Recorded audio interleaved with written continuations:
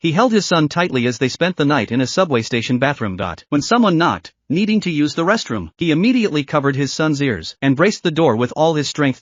Life was unbearably hard, but he was determined to shield his son from the harshness of reality, to protect his innocence at all costs. The story begins in 1981.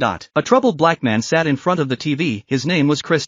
He had been unemployed for a long time. His entire savings had dwindled to less than $200. He was 3 months behind on rent. His son had to attend the cheapest, most rundown school, and their car had been towed because they couldn't afford to pay parking tickets. Chris's wife was working 2 jobs, day and night shifts, just to keep the family afloat.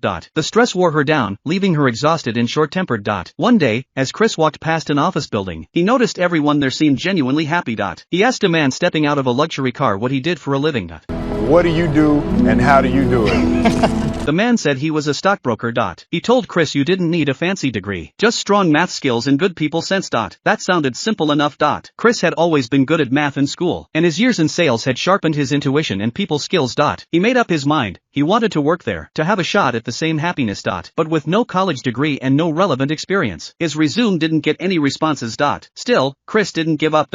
He waited outside the firm for a month, hoping to catch the hiring manager.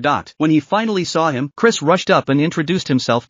The manager was in a hurry and tried to brush him off as he got into a cab. Thinking quickly, Chris claimed they were headed the same way and asked to share the ride. He knew this was his only shot. As the cab neared its destination, he finally solved a Rubik's Cube he'd been working on, flawlessly aligning all 6 sides. Even the driver couldn't help but glance back in surprise. Eventually, the manager called. Chris was invited to interview at the firm.